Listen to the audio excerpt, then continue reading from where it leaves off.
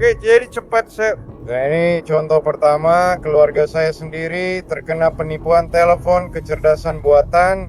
Dwayne Hall sebelumnya memperingatkan soal penipuan telepon beberapa hari sebelum dia dituduh membunuh wanita Inggris yang ditemuinya di situs fetish. Yang anehnya, Hall mengatakan bahwa Sonia Exelby ingin dia membunuhnya. Saya akan membahas kasus tragis dari Florida. Saya Anjanette Telefi dan ini Crime Fix.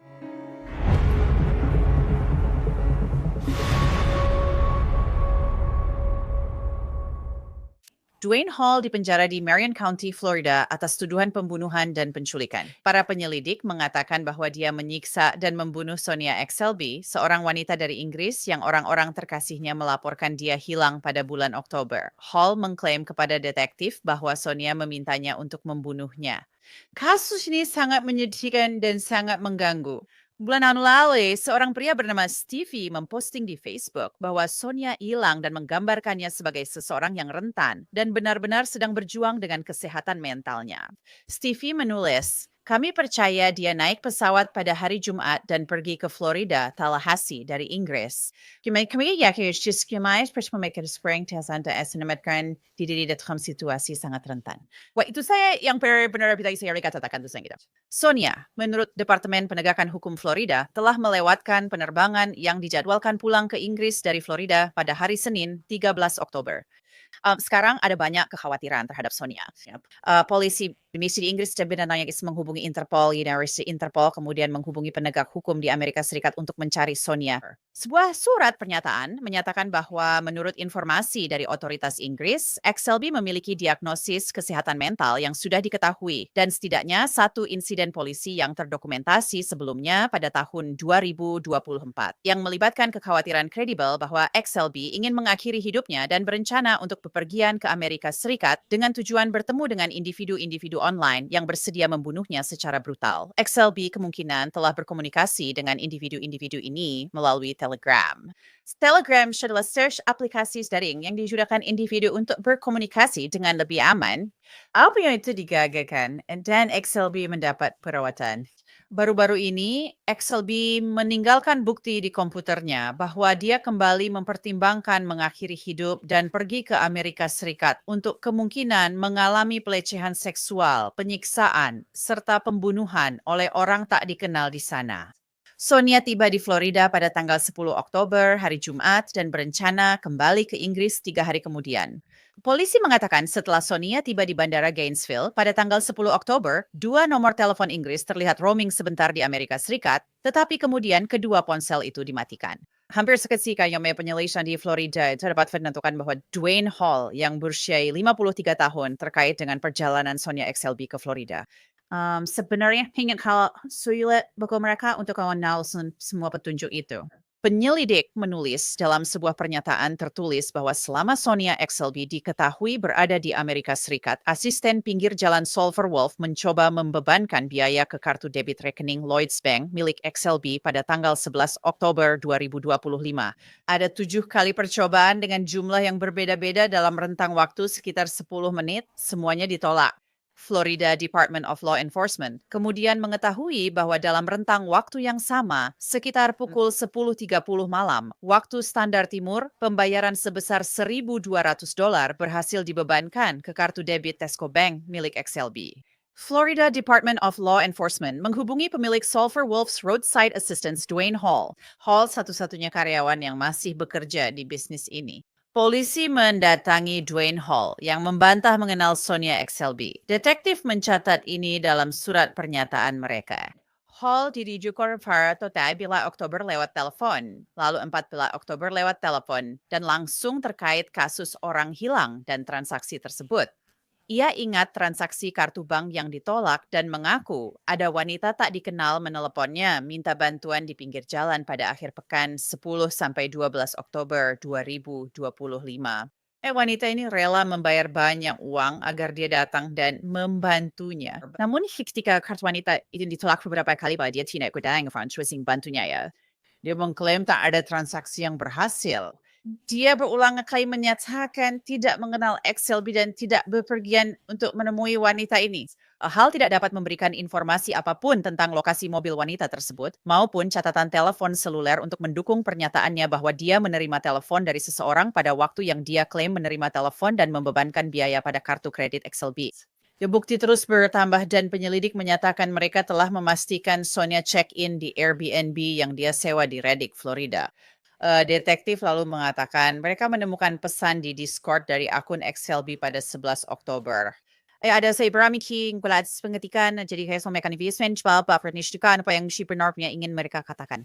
Surat pernyataan tersebut menyatakan bahwa pesan ini tampaknya berasal dari akun XLB pada suatu waktu di tanggal 11 Oktober 2025. Pesan tersebut sepanjang dan kadang-kadang pesan dimulai dengan, "Maaf, dia selalu mengambil ponselku karena tidak percaya padaku." Lalu ia menulis, dia mendakkan tak ada jalan keluar kecuali aku menembaknya. Aku mempertanyakan itu tadi malam. Aku tak bisa membunuh siapapun. Dia melanjutkan dengan menulis bahwa tadi malam sangat buruk. Di rumah Andis, aku teruji di dalam tanpa sinyal di tempat terpencil. Dia menulis, aku kira dia akan cepat melakukannya tanpa memberiku waktu berpikir. Dan aku sadar ini hal terakhir yang kulakukan pada siapapun jika aku menolak menembaknya. Dia menunjukkan kepada dia bagaimana cara menggunikannya dan kemana harus mengarahkannya. Dia pesannya. Aku sangat takut, hancur, dan kesakitan. Aku hanya bisa berbaring di sini, melakukan apa yang dia mau, berharap dia cukup menghormatiku untuk tidak melakukan hal yang benar-benar kubenci. Semuanya, tapi ada yang begitu. Maaf, aku bahkan tidak tahu apa yang sedang kukatakan dan aku sedang berusaha cepat dan waktuku sudah habis. Pemerkosa itu menyatakan orang yang bersamanya tak akan membiarkannya pergi dan selalu membawa senjata. XLB tak menyebut nama orang itu, tapi ia bilang pada wanita tersebut bahwa satu-satunya jalan keluar adalah membunuhnya. Selain itu, dalam pesan ini, XLB mengatakan orang tersebut memaksanya merekam 3 video penyangkalan dan menulis surat untuk keluarganya karena dia menganggapnya lucu. Baiklah, jadi saya sudah memberitahu Anda bahwa para penyelidik mewawancarai Dwayne Hall dan mereka mengatakan bahwa dia menceritakan berbagai macam cerita kepada mereka. Awalnya, dia menyangkal mengenal Sonia, lalu mengaku klien terkenal bernama Harold membayarnya untuk menjemput Sonia dari bandara. Akhirnya para penyelidik mengatakan bahwa Dwayne Hall mengakui bahwa dia pernah bertemu Sonia di sebuah situs web fetish 2 tahun lalu dan bahwa dia mulai membimbingnya. Nama pengguna Hall di situs itu adalah Alpha Sadis. Hall mengingatkan si Barada Dik bahwa dia sering berasu berkegserasan, ay namun si Barbara saat istrinya sakit. Hall akhirnya mengakui pernah berhubungan seks dengan Sonia dan menyebutnya hubungan biasa. Tamkin kamian, mereka menemukan video berdurasi 4 menit 16 detik di ponselnya, di mana dia sedang menginterogasi Sonia. Detektif Ginshmain Hall mengalami memar dan lecet di wajah dan dada. Dalam video itu, detektif menyebut Hall bertanya pada Sonia XLB alasan kehadirannya dan Sonia menjawab, karena aku orang buruk. Kemudian dia bertanya alasannya, dan dia menjawab, aku telah menghancurkan semua yang mencintaiku. Video tersebut sangat mengganggu. Para detektif menulis, dia membahas alasan lain mengapa menganggap dirinya buruk, tampak sangat sedih dengan mata berkaca-kaca. Saat dia membicarakan hal ini, Maisar Hall menanyakan bagaimana dia ingin meninggal, Hall memintanya untuk mendeskripsikannya. Dia tidak menjawab. Kemudian dia bertanya apa yang telah dia setujui hari ini. Dia bertanya dengan ragu-ragu apakah maksudnya tentang cara dia berbicara mengenai membunuhnya. Hall menanyakan kepada XLB tentang perawatan apa yang dia setujui sebelumnya. Dia ragu-ragu lalu Sman mengatakan kepadanya untuk ditusuk. Hall kemudian melanjutkan bertanya kepada XLB tentang perawatannya 1 atau 2 hari terakhir. Jadi cerita apa dan main persenjataan karena berkimi bahasa banyak cara. Hall lalu bertanya soal wajah XLB yang menjawab, kamu telah memukulku. Mereka bertanya berapa kamu itu yang diminta. Dia tak langsung menjawab, lalu dia berkata, Gisa, kurasa memang begitu. Hall bertanya apakah dia dipaksa atau ditekan. XLB kembali tidak langsung menjawab, lalu saat akhirnya menjawab, ia hanya menggelengkan kepala dan berkata, tidak. Para detektif menyebutkan Hall mengatakan Sonia berjanji membantu masalahnya dengan Internal Revenue Service. Dia bilang akan bawa $4,000 untuk Hall, tapi tidak melakukannya. Itulah alasan dia membebankan $1,200 ke kartu kredit Sonia. Detektif menggeledah Airbnb dan menemukan bukti yang mengaitkan Hall dengan pembunuhan Sonia XLB. Mereka menulis, Florida Department of Law Enforcement menggeledah Airbnb dan menemukan struk di tempat sampah yang menunjukkan pada 10 Oktober 2025 pukul 17.47 Hall menggunakan kartu banknya membeli pembersih senjata paracord, tali 50 kaki dan semprotan lum di Walmart Gainesville, Florida. Yang pada hari yang bersamaan pukul 5.54 sore, Hall melakukan pembelian lain di Walmart yang sama untuk sebuah sekop menggunakan kartu bank yang sama.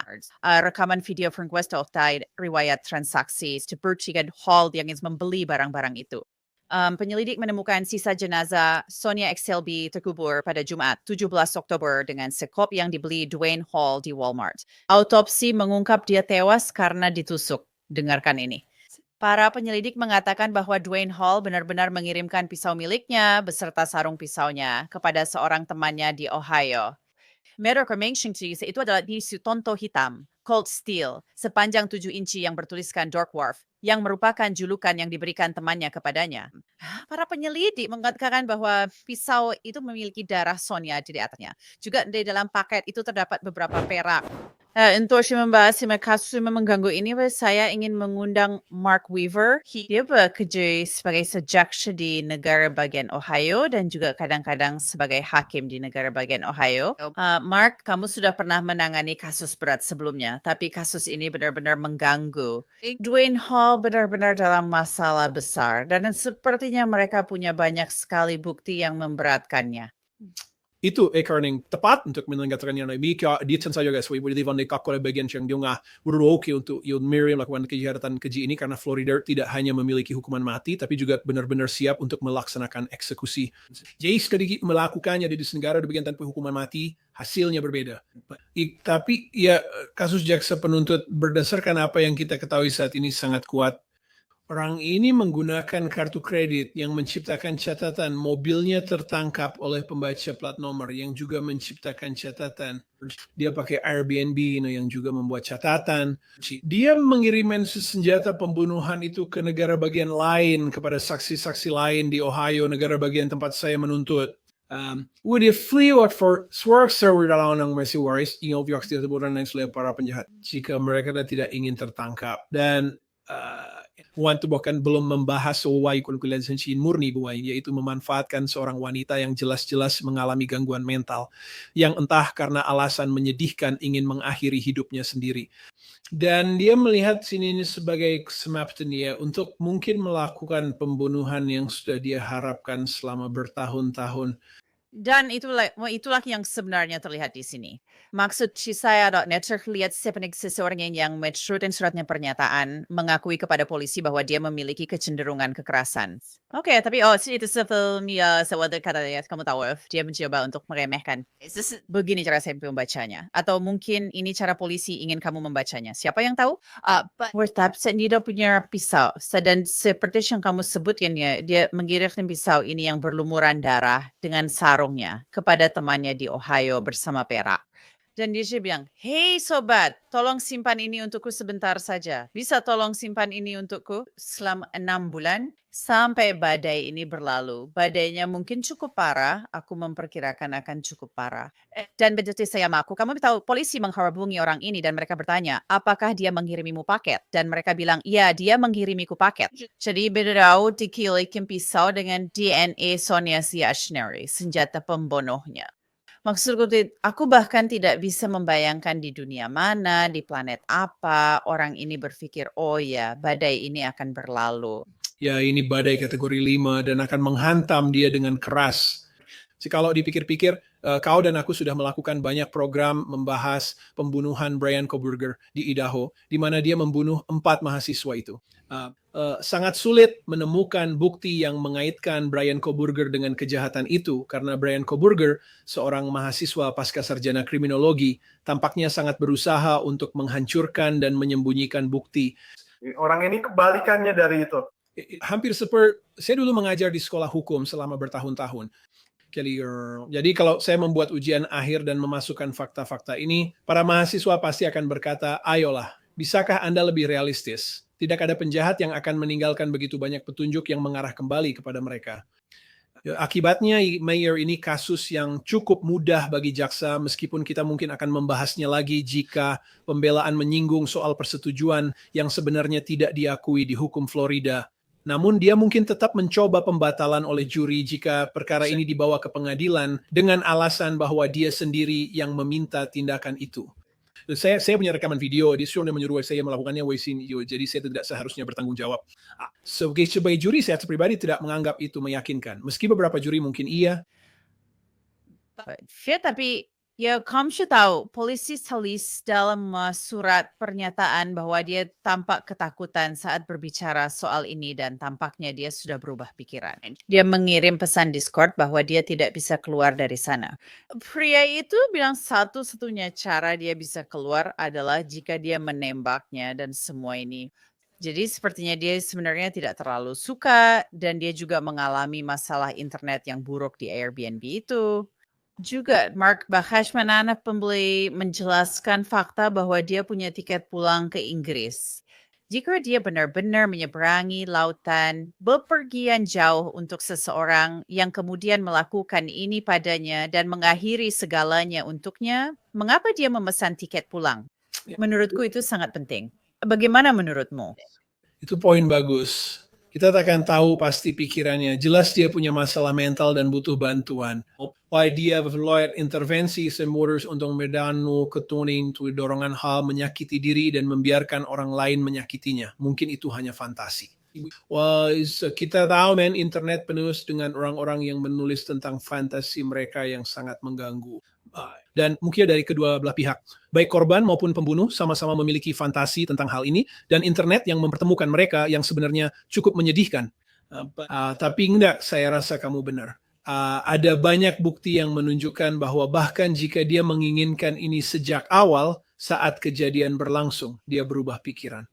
Dia being already besar kecayanya, aku tak ingin juga namitil puan ini lebih menyakitkan dari yang kukira. Saya pikir akan ada vonis bersalah untuk kasus ini kecuali terjadi sesuatu secara prosedural. Pihak penuntut dan tim penyidik seharusnya lebih berhati-hati dan memperlambat langkah, karena satu-satunya cara kasus ini bisa bermasalah dengan bukti seperti ini adalah jika mereka melakukan kesalahan prosedural yang bisa membuat kasus ini dibatalkan atau diubah karena kesalahan tersebut. Selain itu yang maksud kita setiap dia sudah membimbingnya istri dua tahanda yang benar-benar nggak ingin hidupnya berakhir. Ini bukan cara membimbing seseorang. Kalau kamu memang misalnya ya tertarik dengan semua hal tentang situs fetish ini dan ini yang kamu cari, dan dia datang jauh-jauh dari Inggris ke Florida untuk ini, dan kalian mengatur pertemuan. Territory yang di roasting, maksudku, ini bukan, dia menyebut ini, dia menggambarkan seksnya sebagai vanilla. Semua ini jauh dari vanilla. Aku tidak tahu apa, kalau menurut dia ini vanilla, maka dia memang harus dipenjara untuk waktu yang sangat lama. Dan itu mungkin yang akan terjadi di negara bagian Florida. Tetapi menurutku, ini bukan cara membimbing seseorang. Setelah ini juga mencoba bantu seseorang. Jadi menurutku, polisi Catherine tadi, dia tengah yang dia dimanipulasi olehnya. Dia seharusnya membawa $4,000, tapi dia tidak membawa uang tunai. Dan itu membuatnya semakin marah. Jadi dia melakukan apa yang dia lakukan. Dan seolah-olah dia sedang membujuknya. Bahkan jika dia menyesalnya, dia tetap membujuk dan memaksanya untuk setuju supaya dia bisa mendapatkan ini. Dan kemudian ini adalah pria yang mungkin memang ingin membunuh seseorang. Ya, si pembunuh mungkin menyebut ini sebagai sesuatu yang biasa saja, tapi semuanya benar-benar aneh dan gila. Itu bagus ya. Ini wisang or mind issue.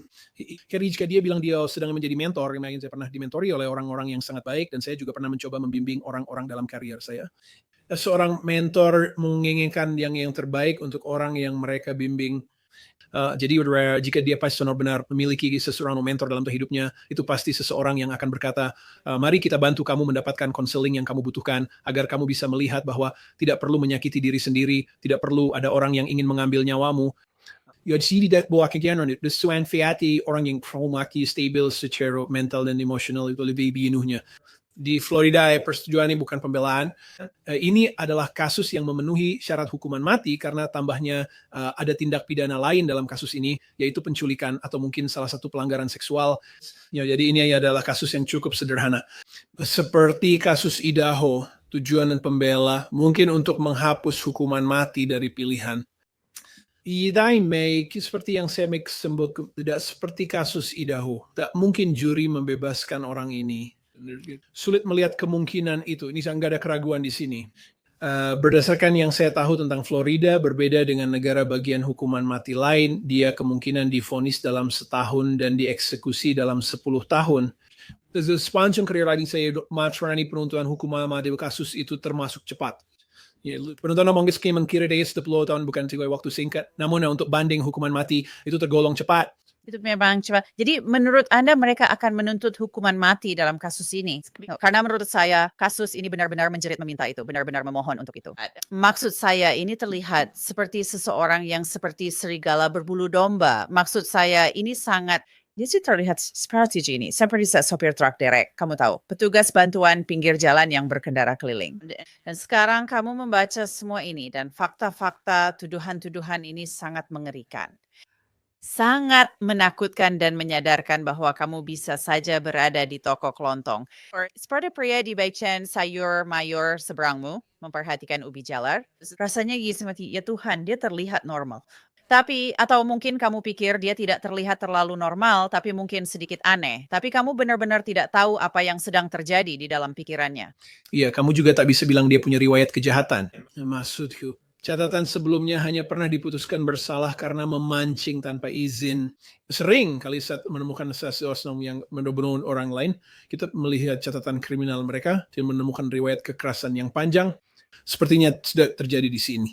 Ada riwayat panjang hal-hal aneh dalam hidupnya, terutama yang berkaitan dengan situasi keluarganya dan hal-hal lain seperti itu.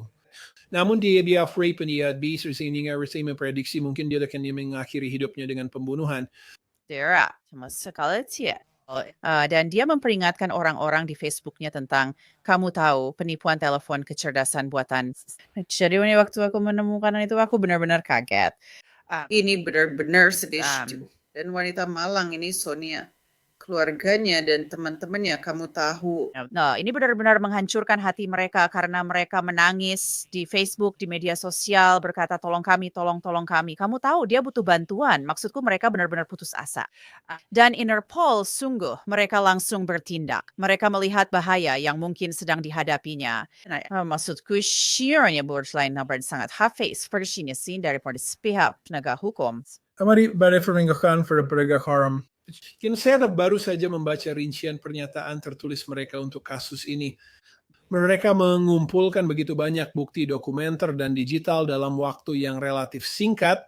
Ini luar biasa. Saya pernah kerja di penuntutan yang butuh dan waktu lama membangun jejak bukti seperti ini. Dan kerjasama internasional yang luar biasa, kerjasama yang hebat antara Ohio dan Florida, dan tentu saja kerja luar biasa dari para penyelidik lokal di tempat kejahatan ini terjadi. Ya, senyamber, tapi sangat menyedihkan. Dan aku benar-benar berharap siapapun yang merasakan seperti yang dirasakan Sonia mau mencari bantuan, karena ada tempat-tempat yang bisa membantu untuk mengatasi perasaan itu. Dan menurutku ini jelas bahwa dia menyesal telah bepergian ke sini dari semua yang kita baca. Mark Weaver, Terima kasih. Jadi Dwayne Hall menghadapi tuduhan pembunuhan penculikan itu. So, dia juga menghadapi tuduhan terkait penggunaan kartu kredit Sonia XLB. Dia telah mengaku tidak bersalah atas semua tuduhan dan dia tetap ditahan tanpa jaminan. Itu saja untuk episode Crime Fix kali ini. Saya Anganette Levy. Terima kasih sudah bersama saya. Sampai jumpa lain waktu.